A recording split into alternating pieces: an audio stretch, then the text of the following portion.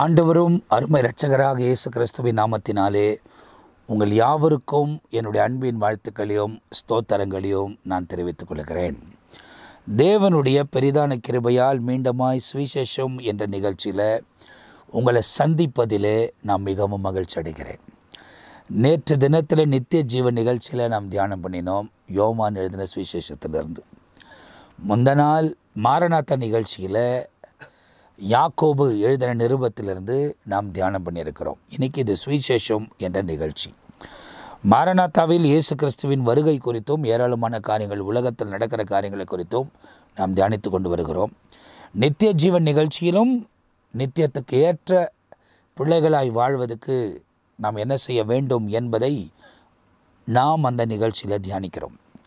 சுவிசேஷம் என்ற நிகழ்ச்சியில் இயேசு கிறிஸ்து போதித்த போதனைகளில் ஏற்கனவே எல்லா நிகழ்ச்சிகளிலும் நம்ம வாசிக்கிறோம். மத்தேயு எழுதின சுவிசேஷம் 28ஆம் அதிகாரத்தில் கடைசி பகுதியில் ஆண்டவர் சொல்லுகிறார், நான் உங்களுக்கு போதித்த யாவையும் அவர்களுக்கு போதித்து கை கொள்ளும்படி செய்யுங்கள். உபதேசத்தை நான் உங்களுக்கு போதித்திருக்கிறேன், அதை அவங்களுக்கு போதித்து நீங்கள் கை கொள்ளும்படி செய்யுங்க, காலம் சமீபமாயிற்று என்பதை மத்தேயு எழுதின சுவிசேஷத்தில் 28ஆம் அதிகாரத்தின் கடைசி பகுதியில் சொல்லப்பட்டிருக்கு. அதே தான் மார்க் எழுதின சுவிசேஷத்திலும் சொல்லப்பட்டிருக்கிறது. ஏற்கனவே நாம் தொடர்ச்சியாய் வாசித்து பார்த்து கொண்டு வருகிறோம். எனவே சுவிசேஷமாக இந்த நிகழ்ச்சியில் ஊழியக்காரர்கள் ஒன்று சேர்ந்து பேசணும்.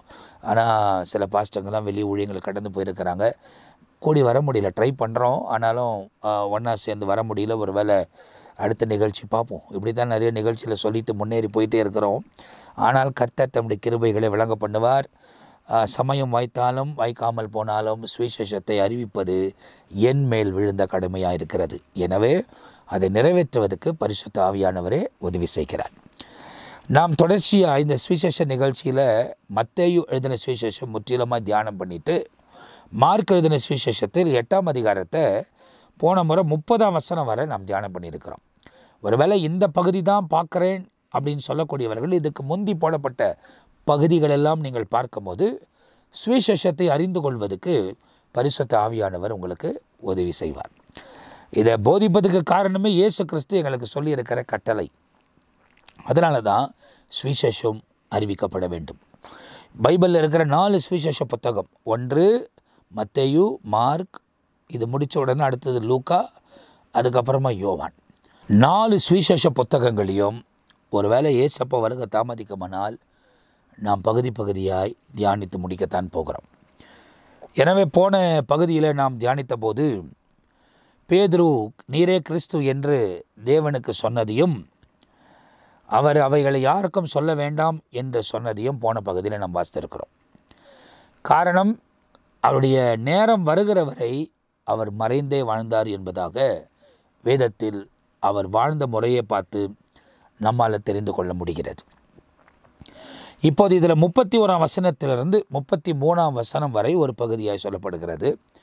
34ஆம் வசனத்திலிருந்து 38ஆம் வசனம் வரை ஒரு பகுதியாய் குறிக்கப்பட்டிருக்கிறது. இந்த முதல் 3 வசனங்கள் 31, 32, 33 நீங்கள் வாசித்தீங்கன்னா இதே சம்பவம் தான் மத்தேயு 16ஆம் அதிகாரத்தில் அவர் எழுதுகிறதை 21ஆம் வசனத்திலிருந்து நாம் வாசிக்க கேட்டிருக்கிறோம். அது மத்தேயு எழுதின சுவிசேஷத்தில் ஏற்கனவே மத்தேயு பதிவு பண்ணியிருக்கிறார். அதே காரியத்தை இந்த இடத்துல மார்க் பதிவு பண்ணுகிறதை நாம் பார்க்கிறோம். இந்த 2 புத்தகங்களும் எழுதின காலங்கள் எல்லாம் வேறு. மத்தேயு இயேசு கூட இருக்கும் போதே எழுத தொடங்கிட்டார். ஆனால் இயேசு மரித்து அடக்கம் பண்ணப்பட்டு 3ஆம் நாள் உயிரோடு எழும்பி அதுக்கு பிறகு அவர் பரமேறி போய் பரிசுத்த ஆவியானவர் வந்து அந்த காலகட்டத்தில் மார்க்கு இந்த சுவிசேஷத்தை எழுதுகிறார். ஆனாலும் இவங்க எழுதின காலங்களெல்லாம் வேறு வேறையாக இருந்தாலும் எல்லாம் ஒரே சம்பவத்தை சொல்லுகிறது தான் ஆச்சரியமாக இருக்கிறது. வேதாகமத்தை 40 பேர் எழுதியிருக்கிறார்கள். 1600 வருஷமாக எழுதியிருக்கிறார்கள். இவர்கள் சிலர் ஒருவருக்கு ஒருவர் பார்த்தது கூட இல்லை. ஆனால் எழுதப்பட்ட சம்பவங்கள் ஒன்றாகவே இருக்கிறது. அதுக்கு காரணம், இதுக்கு உண்மையான ஆத்தர் யாருன்னா பரிசுத்த ஆவியானவர். அவர்தான் அவர்களுக்குள்ளே ஏவி ஒவ்வொரு காரியத்தையும் எழுது இன்றைக்கு அதை நம்ம கரத்தில் கொடுத்து அந்த வசனத்தை உங்களுக்கு போதிக்கவும் அவர்தான் உதவி செய்து கொண்டிருக்கிறார். ஏன்னா அவர் அதுக்காகவே அனுப்பப்பட்டார். அவர் வேலையை அவர் துல்லியமாய் செய்து வருகிறார். ஆவியானவர் சபைகளுக்கு சொல்லுகிறதை காது உள்ளவன் கேட்க கடவன் என்பதாக வேதத்தில் எழுதப்பட்டிருக்கிறது.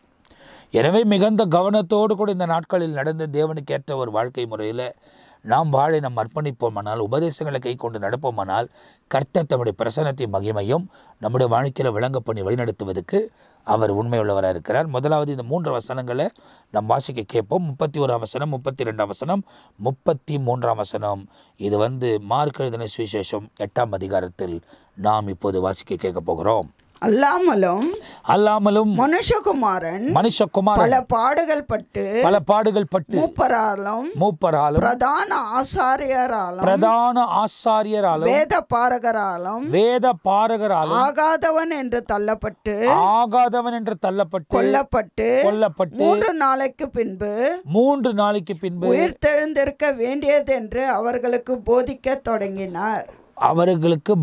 தொடங்கினார். இது மார்க் எழுதின சுவிசேஷத்தின் பிரகாரம் அவர் தன் மரணத்தை குறித்து சொல்லுவது முதலாவது முறை. ஏன்னா 3 முறை அவர் தன் மரணத்தை குறித்து சொல்லுகிறதை வேதத்தில் நமக்கு மத்தேயு காண்பிக்கிறார், மார்க்கும் காண்பிக்கிறார். ஆனால் இது மார்க் எழுதின சுவிசேஷத்தை நம்ம 8ஆம் அதிகாரத்தை தியானித்து கொண்டிருக்கிறபடியால் இது மார்க் எழுதினபடி இது முதலாவது முறை சொல்லப்படுகிறது. அங்கே சொல்லுகிறது நீங்கள் பார்த்தீங்கன்னா, மூப்பர்களாலும் பிரதான ஆசாரியர்களாகும் வேத பாரகராலும் காட்டி கொடுக்கப்பட்டு மரித்து அதுக்கு பின்பு உயிரோடு கூட எழும்புவார். 3 விஷயத்தையும் சொல்லிடுறார். காட்டி கொடுக்கப்படணும், அது நிமித்தமாய் மரிக்கணும், மரித்தாலும் உயிரோடு கூட 3ஆம் நாள் எழும்புவார் என்பதை சீஷர்களுக்கு அவர் பேச தொடங்கினார் என்பதை இந்த 31ஆம் வசனத்தில் மார்க் எழுதின சுவிசேஷம் சொல்லுகிறது என்பதை நாம் வாசிக்கிறோம். அடுத்த வசனத்தில் 32ஆம் வசனத்தை நீங்கள் பார்ப்பீங்கன்னா, இந்த வார்த்தையை அவர் தாராளமாக சொன்னார். அப்பொழுது பேதுரு அவரை தனியாக அழைத்து கொண்டு போய் அவரை கடிந்து கொள்ள தொடங்கினான். இப்போ இதே தான் மத்தேயு எழுதுகிறார். 16ஆம் அதிகாரம் 21, 22, 23 நீங்கள் வாசித்து பார்த்தீங்கன்னா இதே சம்பவத்தை தான் அந்த இடத்துல மத்தேயு சொல்லுகிறார். அப்போ என்ன சொல்கிறாரு, இந்த மரணத்தை குறித்து அவர்களுக்கு சொன்ன உடனே தாராளமாய் சொல்லுகிறார் என்பதை அந்த ஒரு வார்த்தை இந்த இடத்துல இவர் எழுதியிருக்கிறார். இங்கிலீஷில் என்ன சொல்லப்படுகிறது, he spoke this word openly, வெளிரங்கமாய், வெளிப்புறமாய், அதாவது மறைவில்லாமல் அவங்க மத்தியில் அவர் பேசினார் என்பதை தமிழில் தாராளமாய் சொன்னார் என்ற வார்த்தையை அந்த இடத்துல போட்டிருக்கிறாங்க. அப்போது இதை கேள்விப்பட்ட உடனே பேதுரு இவரை தனியாக கூட்டின்னு போய் கடிந்து கொண்டார். அவங்க மத்தியில் அவரை கடிந்து கொள்ளாமல் தனியாக கூட்டிகிட்டு போய் கடிந்து கொள்கிறான். இது ஒரு நல்ல பழக்கம்தான். எப்போவுமே யாராவது தப்பு செஞ்சாங்கன்னா மற்றவங்களுக்கு முன்பதாய் அதிகமாக அவர்களை ஏசாதபடி அவங்க செய்த தப்பை உணர்த்தி காட்டணும். கண்டிப்பாக அவங்களுக்கு சொல்லணும், அவங்க பண்ண மிஸ்டேக்கை தனியாக கூட்டி கொண்டு போய் அவங்களோட கூட பேசணும். ஏன்னா ஆண்டவர் ஏற்கனவே சொல்கிறார், 2 சகோதரர்களுக்கு பிரச்சனை வரும்போது ஃபஸ்ட்டு நீ போய் சமாதானம் பண்ணிப்பார். அவன் சமாதானம் ஆகலை அப்படின்னா 2-3 பேரை கூட்டிகிட்டு போ, அவனோட பேசி திரும்ப ஒரு முயற்சி எடு, சமாதானம் பண்ணிப்பார். சமாதானம் ஆகலைன்னா சபை நடுவில் சொல்லு, சபை மூலியமாக சேர்ந்து ஒரு முறை பேசு. அப்போவும் அவன் கேட்கலைன்னா அவனை விட்டு விலகிடுன்றார். அவனுடைய உத்தரவாதத்துக்கு அவனே பலியாயிடுவான்.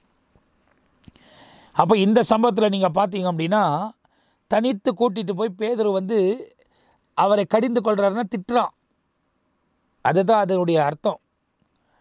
என்ன திட்டியிருப்பான், நீங்கள் மேசையா, நீங்கள் இவ்வளோ அற்புதங்களை செய்கிறீங்க, யாரும் மரித்தவர்களை உயிரோடு கூட எழும்புகிறத பார்க்குறான், கண்குருடன் பார்க்குறான், சப்பானி நடக்கிறான், ஊமையம் பேசுகிறான், இவைகளெல்லாம் நடக்குது. பேதுருவுக்கு ஸ்பெஷலாக என்னென்னா அவங்க மாமியார் வீட்டுக்கு கூப்பிட்டு போகும்போது கூட அவங்க ஜுரமாக இருந்தாங்க, உடனே சொஸ்தமாயிட்டாங்க. அத்தியம் பார்க்குறான், ஆச்சரியமாக இருக்குது, நிறையா காரியங்கள் நடைபெறுகிறது, நீங்கள் ஏன் மறிக்கணும்? அதனால் கூட்டிகிட்டு போய் என்ன பண்ணுறான், திட்டுறான். இன்றைக்கி கூட நான் மறிக்கிறேன், நான் மறிப்பதுக்கு எனக்கு மறிப்பதுக்கு தான் விருப்பம் அப்படின்னு சொன்னேன்னு வச்சுங்களேன். அப்படி சொல்லாதீங்க. எப்போ பார்த்தாலும் நான் மறிக்கிறேன்றீங்களேன்னு நம்மளை திட்டுறாங்க. மரணம் நேரிட போகிறது உண்மைதான், அது எந்த நேரத்தில்னா வரும். ஏன் இந்த உலக வாழ்க்கை எனக்கு பிடிக்கல அப்படின்னா, உலகம் இருளால் சூழப்பட்டிருக்கிறது, நம்ம தேவனோடு நடக்கும் போதே, தேவனோடு கூட வாழும் போதே ஆண்டவர் நம்மளை எடுத்துக்கொண்டால் தேவனோடு கூட நித்திய காலமாய் வாழ முடியும் என்ற ஒரு நோக்கத்தோடு தான் அந்த வார்த்தைகளை நான் பேசுகிறேன். அதனால் மிஸ் பண்ணக்கூடாது. எதை மிஸ் பண்ணாலும் தேவனோடு கூட வாழப்போகிற அந்த வாழ்க்கை 7 வருஷம் 1000 வருஷம் நித்திய வாழ்க்கை, இதை இழக்கவே கூடாது. அதனால தான் சுவிசேஷமும் உங்களுக்கு போதிக்கப்படுகிறது. இப்போ தனித்து கூட்டிக் கொண்டு போய் கடிந்து கொள்ளுகிறான். அதுக்கப்புறம் அவர் திரும்பி தன்னுடைய சீஷரை பார்த்து பேதுருவை நோக்கி, இப்போது கூட்டிகிட்டு போகிறானா, கூட்டிகிட்டு போய் திட்டினோன்னா அவர் திரும்பி சீஷரை பார்க்குறார். இந்த டீட்டெயில் அங்கே ஒருவேளை மத்திய எழுதாத போயிருக்கலாம். அங்கே என்ன எழுதுறாரு அவர் அப்படின்னா, இயேசு பேதுருவை திரும்பி பார்த்து. ஆனால் இவர் என்ன எழுதுறாருன்னா, சீஷரை திரும்பி பார்த்து, அதுக்கப்புறமா பேதுருவை நோக்கி. சீஷர்கள் எங்கே இருக்கிறாங்க, என்ன பண்ணுறாங்கன்னு அவரை பார்த்துட்டு திரும்ப பேதுருவை பார்த்து, ஏன்னா பேதுரு தான் தனியாக கூட்டிகிட்டு போயிருக்கிறாரு. பேதுருவை பார்த்து, எனக்கு பின்னாக போ சாத்தானே. இப்போ சொல்கிறாரு, எனக்கு பின்னாக போ சாத்தானே, நீ தேவனுக்கு ஏற்றவைகளை சிந்தியாமல் மனுஷர்களுக்கு ஏற்றவைகளை சிந்திக்கிறாய் என்று சொல்லி அவனை கடிந்து கொண்டார். இப்போ இயேசுவை கடிந்து கொண்டது பேதுரு. ஆண்டவர் இப்போ சாத்தானை, அவனுக்குள் இருந்த சாத்தானை அவனை கடிந்து கொண்டார் என்பதாக வேதத்தில் எழுதப்பட்டிருக்கிறது. ஏன்னா இயேசு சத்தியமாக இருக்கிறவர், அதாவது சத்தியம் அவர் தான். நானே உனக்கு வழியும், நானே உனக்கு சத்தியமும், நானே உனக்கு ஜீவனமாக இருக்கிறேன். அவரில் பாவம் இல்லை. அவர் என்ன பேசுகிறார், என்ன சொல்கிறார், எல்லாமே பரலோகத்தின் திட்டம். ஒரு திட்டமும் அவருக்குரியது இல்லை. பரலோகத்திலிருந்து என்ன அருளப்பட்டதோ அதை மாத்திரம்தான் செய்தார். இப்போது பெதஸ்தா குளத்துக்கிட்ட போகிறாரு. அங்கே ஒரே ஒரு சப்பானி தான், அவனால் குதிக்க முடியாது இருந்துச்சு. திரளான வியாதியஸ்தர்கள் இருந்தாங்க. ஆனால் அவனை மாத்திரம் சுகமாக்கி விட்டு அவர் போயிட்டார். மீதி பேர் அங்கே இருக்கிறவங்க கத்தி கேட்டாங்களா இல்லையான்றதெல்லாம் நமக்கு எழுதலை. ஆனால் அவனை மாத்திரம் சுகமாக்கிட்டார். படுக்கை எடுத்துக்கொண்டு போன்ட்டார். அவன் எழும்பி போயிட்டா, அவரும் போயிட்டார். அப்போ ஏன் அப்படி செய்தார்னா, பிதா எது அவருக்கு அருளப்பட்டாரோ அதை மாத்திரம்தான் செய்து முடித்தார் என்பதை வேதத்தில் நமக்கு எழுதப்பட்டிருக்கிறது. பியூரா பரலோக திட்டத்தை கர்த்தர் நிறைவேற்றினதுக்கு ஒவ்வொன்றுக்கு பின்பதாகவும் அர்த்தங்கள் இருக்கிறது. மனுஷராகிய நமக்கு அது புரியவில்லையானாலும் ஒரு காலத்தில் அவைகள் எதற்காக என்பதை புரிந்து கொள்வோம். இப்போ இவர் என்ன பண்ணுறாரு, பேதுருவை கூட்டிக் கொண்டு போய், நீ எப்போதுமே எனக்கு இடரலாக இருக்கிறாய், நீ எப்போதும் மனுஷனுக்கு ஏற்ற வண்ணமாகவே சிந்திக்கிறாய் தவிர தேவனுக்கு ஏற்றவைகளை சிந்திப்பதில்லை என்று அவனை கடிந்து கொண்டார் என்பதாக இந்த 3 வசனங்களை குறித்து வேதத்தில் எழுதப்பட்டிருக்கிறது. இதுதான் மத்தேயு 16ஆம் அதிகாரத்தில் 21ஆம் வசனம், 22ஆம் வசனம், 23ஆவது வசனத்தில் அவரும் 3 வசனத்தில் தான் இந்த சம்பவத்தை எழுதுகிறார். அப்போ இன்றைக்கி இடரலை உண்டு பண்ணுகிறவன் யார்? சாத்தான். அப்போ இயேசு கூடவே இருக்கிற பேதுருவை அவன் ஆட்கொண்டு பேதுருவை பேச வைக்கிறான். இன்றைக்கி யாரெல்லாம் தேவ திட்டத்துக்கு விரோதமாய் பேசுகிறார்களோ, என்னுடைய சுவாபம் இப்போ ஆண்டவரை ஏற்றுக்கொண்ட பிறகு நான் எந்த காரியத்துக்கும் யாருக்கிட்டையும் ஆலோசனை கேட்கறது இல்லை. ஏன்னா எனக்கு அவர் தான் ஆலோசனை கர்த்தர். அவர்கிட்ட ஆலோசனை கேட்ட பிறகு இன்னொருத்தர்கிட்ட ஆலோசனை கேட்கணுன்றது அவசியம் இல்லை. ஒருவேளை நான் சில காரியத்தை முடிவு பண்ணும்போது ஒரு சிலரை ஆலோசனை கேட்பேன். அவர் சொல்லிட்டா யாருக்கிட்டையும் போய் ஆலோசனை கேட்க மாட்டேன். அவர் சொல்லாத விஷயத்தை ஒருவேளை நானே யோசித்து எதிர்பார்த்து இப்படி செய்தால் நல்லா இருக்குமா அப்படின்னு கேட்கும் போதே தான் ஒரு சிலரை கூப்பிட்டு ஆலோசனைகளை கேட்பேன். ஆனால் அவர் எனக்கு ஆலோசனை கொடுத்துட்டா அதுக்கு பிறகு யாருக்கிட்டே போய் அதை கன்ஃபர்மேஷன் பண்ணுறதோ அதை சைத்தமான்னு கேட்குறதே கிடையாது. ஏன்னா அவரே சொல்லும் போது அவர் செய்வதுக்கு தான் கர்த்தர் என்னை தம்முடைய ஊழியத்தில் வச்சிருக்கிறார். அப்போது அதே பகுதி தான் இந்த இடத்துல சொல்லப்படுகிறது. ஏன்னா சாத்தான் எப்போதுமே ஒரு மனிதன் தேவனை பின்பற்றும் போது அவனுக்கு இடரலை உண்டாக்குவதற்கு அவன் சுற்றி கொண்டே இருக்கிறான். கவனமாய் நடந்து கொள்ளுங்கள். அவன் இடரலை உண்டாக்குகிறவன். அவன் வழிக்கு நீங்கள் செவி கொடுத்து அவன் வழியில் கடந்து போகாமல் கிறிஸ்துவை பின்பற்றக்கூடியவர்களாய் நீங்கள் உங்களை அர்ப்பணித்துக் கொள்ளுங்கள். ஆண்டவர் தம்முடைய பிரசன்னத்தையும் மகிமையும் உங்கள் வாழ்க்கையில் விளங்க பண்ணி அற்புதமான பாதையில் நடத்துவதற்கு அவரே உண்மை உள்ள தேவனாக இருக்கிறார். இப்போ அடுத்த பகுதி ஒன்று சொல்லுகிறது. இதுவும் இந்த பகுதியில் நாம் தியானிக்க போகிறோம். இப்போ அதில் பார்த்தீங்கன்னா இது முடிஞ்சிருது. இதே தான் மத்தேயு சொல்கிறார், அதே தான் மார்க் சொல்கிறார். அப்போ சொல்லி முடித்த உடனே கடிந்து கொண்ட பிறகு 34ஆம் வசனத்தில் எழுதப்பட்டிருக்கிறது, பின்பு அவர் ஜனங்களையும் தம்முடைய சீஷர்களையும் தம்மிடத்தில் அழைத்து. இப்போ சீஷர்களையும் தன்னிடத்தில், இப்போ பேதுரு தனியாக கூட்டிக் கொண்டு தான் போய் கடிந்து கொண்டார். அவர் பேதுருவை கடிந்து கொண்டார். பேதுருவை கடிந்து கொண்டார் இல்லையோ, பேதுருக்குள்ளாக இருந்து பேசின சாத்தானை கடிந்து கொண்டார். கடிந்து கொண்ட பிறகு பின்பு திரும்பி பார்த்து சீஷர்களையும் அவரை சுற்றி இருந்த ஜனங்களையும் தம்மிடத்தில் அழைத்து, ஒருவன் என் பின்னே வர விரும்பினால் அவன் தன்னைத்தானே வெறுத்து தன் சிலுவை எடுத்துக்கொண்டு என்னை பின்பற்ற கடவன் என்று சொன்னார். அப்ப பின்பற்றுவது ரொம்ப முக்கியம் இல்ல? ஒருவன் என்னை பின்பற்ற விரும்பினால் அவன் தன்னைத்தானே வெறுக்கணும், சிலுவை எடுக்கணும், அதுக்கு அவர் பின்பதாக போகணும். அப்படின்னா லிட்ரலாக நீ ஒரு சிலுவை செஞ்சுட்டு தினந்தோறும் தூக்கின்னு வாப்பான்னு ஆண்டவர் சொல்லலை. அந்த சிலுவை பாரம். அப்போ இன்னைக்கு உலகத்தில் நிறைய சிற்றின்பங்கள், உலகத்தில் நிறைய பாவ சூழ்நிலைகள், இருள் நிறைந்த அனுபவங்கள், அவைகளெல்லாம் மாம்சத்துக்கு ரொம்ப நல்லா இருக்குது. ஆனால் ஆத்துமாக்கு அதுதான் மரணத்தை கொண்டு வரும். இந்த ஆத்மா மரிக்காதபடி கொண்டு போய் நீ நித்திய ராஜ்யத்தில் சேர்க்க வேண்டுமானால் இந்த மாம்ச கிரியை ஒழுங்காக இந்த உலகத்தில் வாழ வேண்டும். ஏன்னா அதுதான் அப்போஸ்தலனாகிய பவுல் சொல்கிறார், எல்லாம் எனக்கு செய்ய அதிகாரம் இருக்குது, ஆனால் எல்லாம் எனக்கு தகுதியாக இராது. அப்படின்னா எல்லாமே தகுதியாக இருக்காது. நமக்கு எது செய்ய கடமைப்பட்டிருக்கிறதோ அதை மாத்திரம் செய்ய வேண்டும். செய்கிற ஒவ்வொரு காரியமும் நெய்த்தியாய், நேர்மையாய், உண்மையாய், உத்தமமாய் செய்து முன்னேறி கடந்து போக வேண்டும். அப்படி அர்ப்பணிக்கும் போது தான் ஆண்டவர் தம்முடைய மகிமையின் பிரசனங்களை நம்முடைய வாழ்க்கையில் விளங்க பண்ணி தொடர்ச்சியாய் அற்புதமான விதத்தில் நடத்துவதற்கு அவரே உண்மை உள்ள தேவனாயிருக்கிறார்.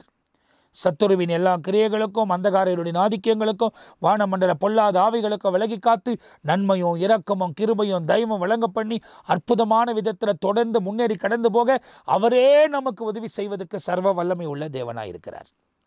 அப்போ அவரை பின்பற்ற வேண்டுமானால் உன்னை நீ வெறுக்கணும் அப்படின்னு சொன்னாக்கா உலக காரியத்தில் அகப்படக்கூடாது. நான் இப்படியும் இருப்பேன் அப்படியும் இருப்பேன்னு வாழ முடியாது.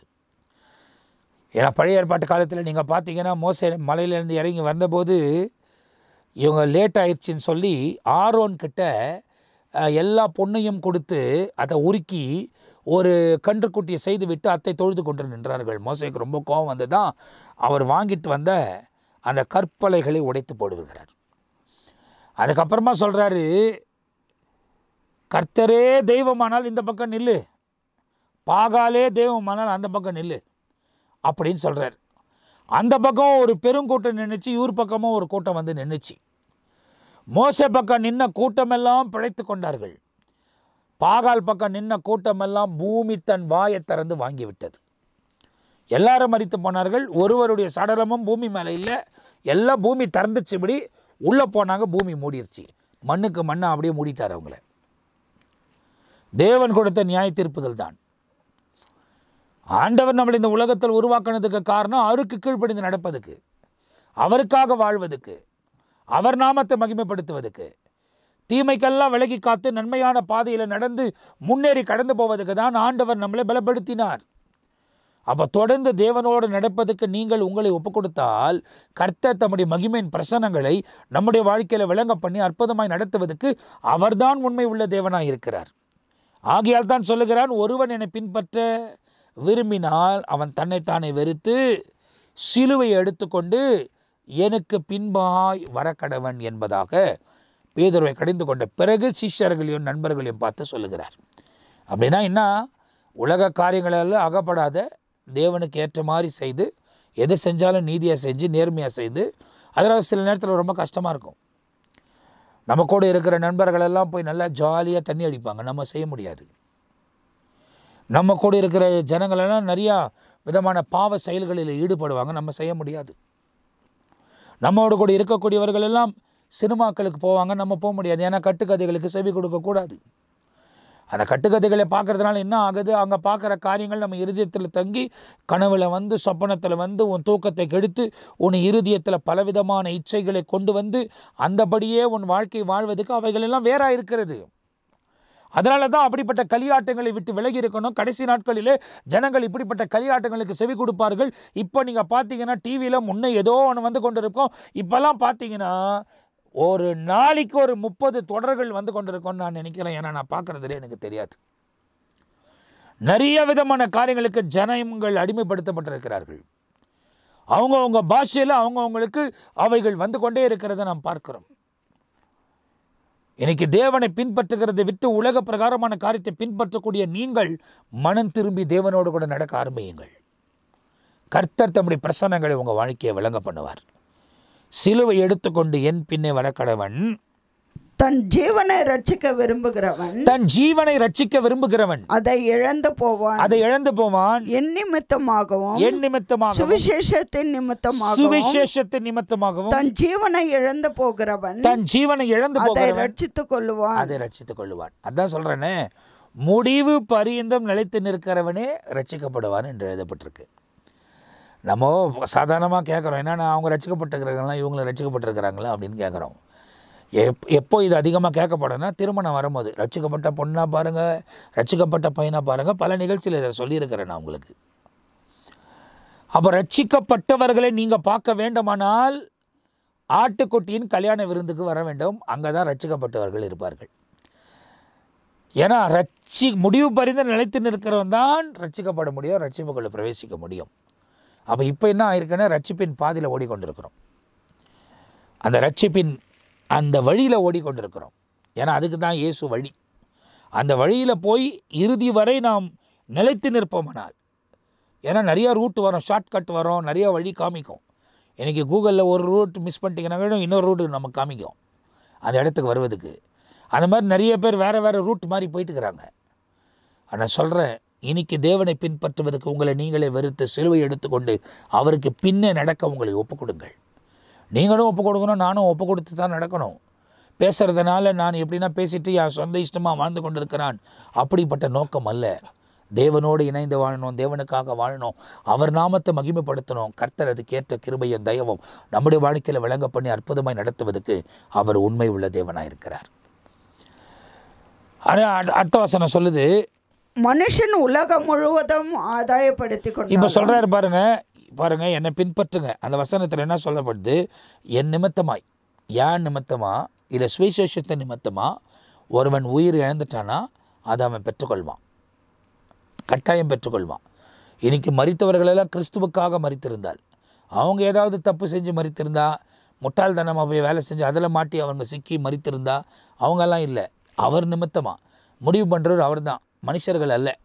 இன்றைக்கி ஒரு கிறிஸ்தவன் ஒரு ஊழியக்காரன் என்ற பேரில் போய் எங்கன்னா யாருன்னா எதுக்காவது அடித்து கொண்டுட்டாங்க அப்படின்னு சொன்னாங்க, இவங்க வேறு விதமான தவறு பண்ணி அடித்து கொண்டு இருந்தால் அவங்கெல்லாம் தேவனுடைய ராஜ்யத்துக்கு பிரவேசிக்க மாட்டாங்க. சுவிசேஷத்தின் நிமித்தமாய், இயேசு கிறிஸ்துவின் நிமித்தமாய் அவர்கள் இந்த உலகத்தில் உயிரை இழந்திருந்தால் அதை அவர்கள் பெற்றுக்கொள்வார்கள் என்பதாக இயேசு துல்லியமாய் இந்த பகுதிகளில் சொல்லுகிறார்.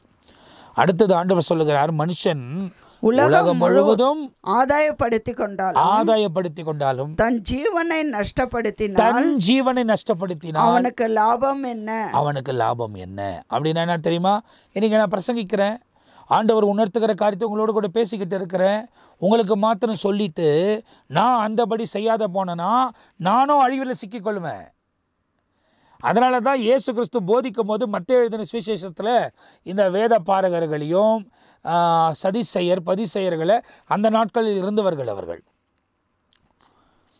அவங்கள பார்த்து ஆண்டவர் சொல்கிறாரு, அவங்க சொல்கிற மாதிரி செய்யுங்க, ஆனால் அவர்கள் செய்கிறபடியோ நீங்கள் செய்யாதிருங்கள்.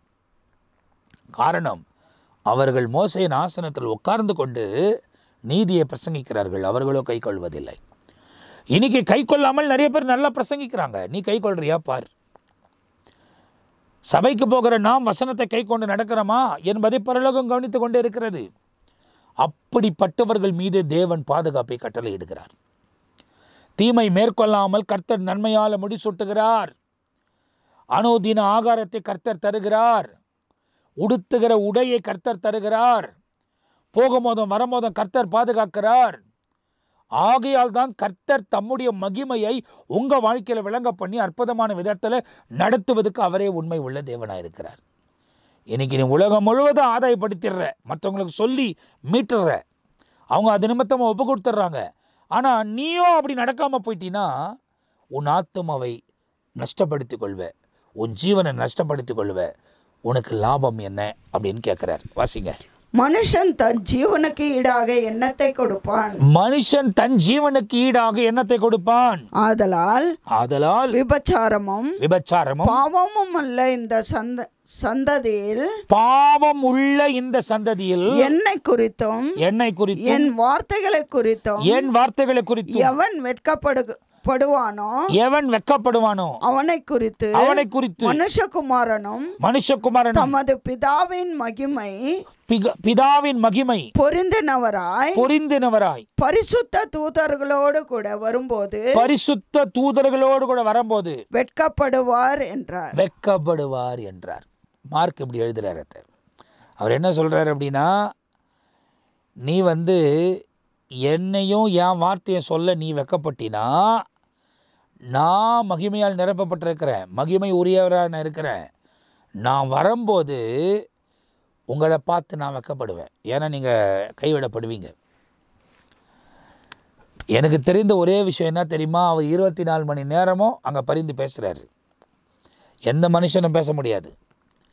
இப்போ நீங்கள் என்கிட்ட ஜப குறிப்பு கேட்டாலும் ஜபத்துக்கு ஒரு 2 நிமிஷம் ஜோம் பண்ணுவேனா, ஒரு 1 நிமிஷம் ஜோம் பண்ணுவேனா, இல்லை கொஞ்சம் பேர், சில பேரில் நிறைய பேர் தொடர்பு கொண்டு நீங்கள் உங்கள் பிரச்சனைகளெல்லாம் சொல்கிறீங்க, அவைகளெல்லாம் கேட்டு உங்களுக்காக ஜெபிக்க ஆண்டவர் உதவி செய்கிறார் எனக்கு இருக்கிற நேரத்தில்.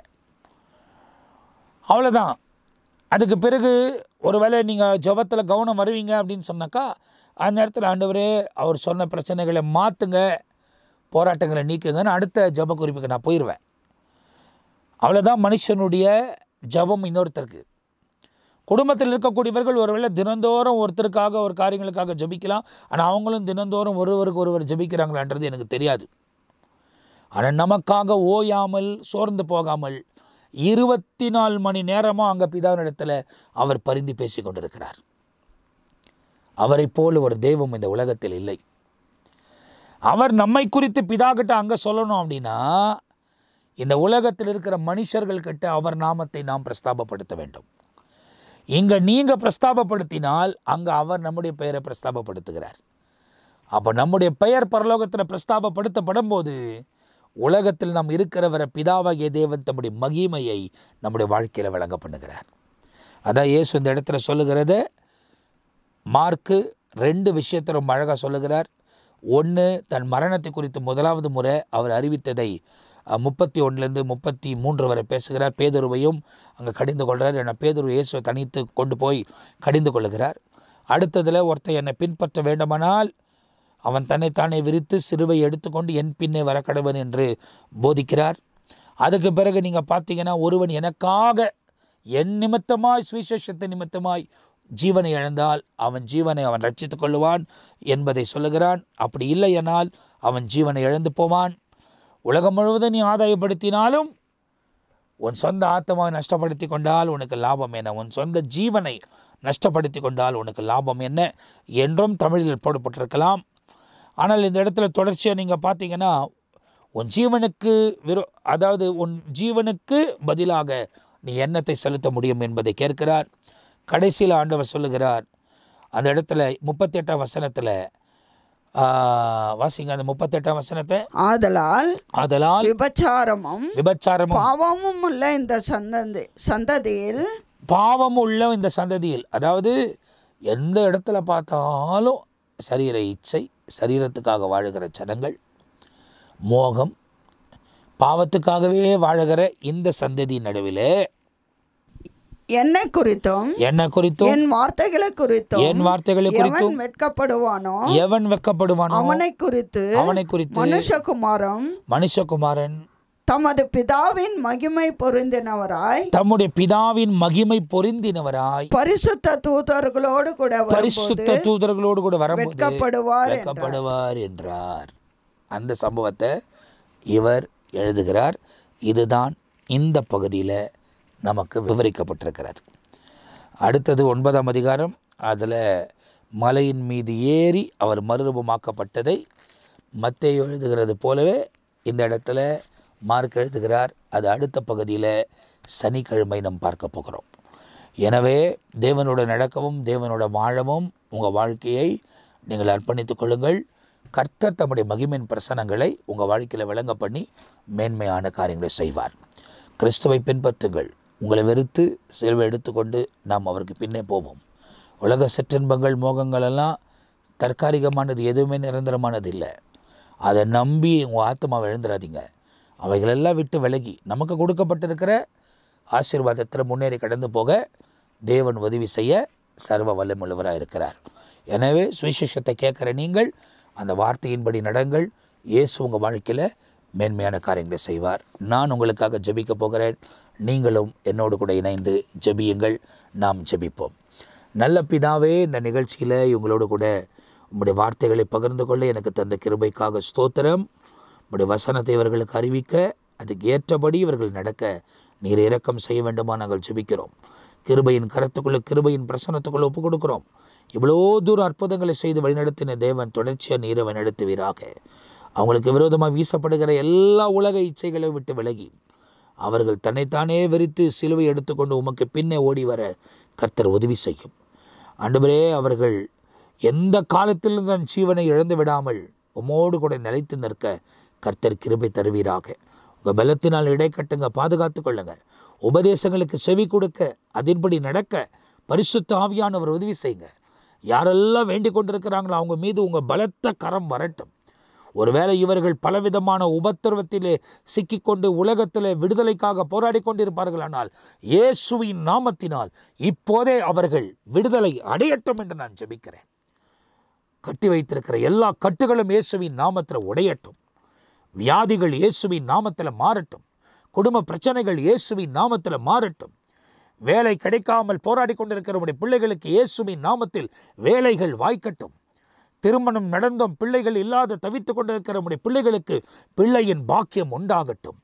இயேசுவின் நாமத்தில் திருமண காரியங்களுக்காக ஜெபித்து கொண்டிருக்கிற பிள்ளைகளுக்கு வழிகளை திறந்தருளுவீராக. அநீதியான வழியை விட்டு நீதியான வழியில் முன்னேறி கடந்து போக ஒவ்வொருவருக்கும் உதவி செய்ய வேண்டுமாய் இயேசு கிறிஸ்துவின் நாமத்தில் ஜெபிக்கிறப்பா. அவங்க தோல்விகள் எல்லாம் இயேசுவின் நாமத்தில் ஜெயமாகட்டும். உங்கள் நாமத்தையே மகிமைப்படுத்த உயர்த்த கிருபத்தாரும். கிருபையின் கருத்துக்குள்ளே அர்ப்பணிக்கிறோம், வழிநடத்துங்க. உங்கள் நாம மகிமைப்படட்டும். துதி கன மகிமை எல்லாம் உமக்கே செலுத்துகிறோம். இயேசு கிறிஸ்துவின் நாமத்தில் ஜெபிக்கிறோம் ஜீவனுள்ள நல்ல பிதாவே. ஆமேன், ஆமேன். பிரியமானவர்களே, இந்த வசனங்கள் எல்லாம் உங்களுக்கு ஆசீர்வாதமாய் இருந்திருக்கும் என்று நான் நம்புகிறேன். மார்க் எழுதின சுவிசேஷம் 8ஆம் அதிகாரத்தை முடிக்க கர்த்தர் கிருபை தந்தார். 8 என்ற எண் புதிய துவக்கம். ஒருவேளை அடுத்த வாரத்தில் ஊழியக்காரங்களாம் வருவாரங்களாம் பார்ப்போம். இல்லைனா சனிக்கிழமையும் தொடர்ந்து 9ஆம் அதிகாரத்திலிருந்து நாம் முன்னேறி கடந்து போக போகிறோம். எனவே எங்களுக்காக ஜெபிங்க, நாங்கள் உங்களுக்காக ஜெபிக்கிறோம். ஆண்டவர் தம்முடைய மகிமையை உங்கள் வாழ்க்கையில் விளங்க பண்ணுவார். எனவே அவரோட வருகை தாமதிக்காமனால் ஜீவனோட வைப்பாரானால் அடுத்த பகுதியில் உங்களை சந்திக்கிற வரை நான் உங்கள்கிட்ட இப்போது விடைபெறுகிறேன். கர்த்தர் உங்களை ஆசீர்வதிப்பாராக. ஆமேன், ஆமேன்.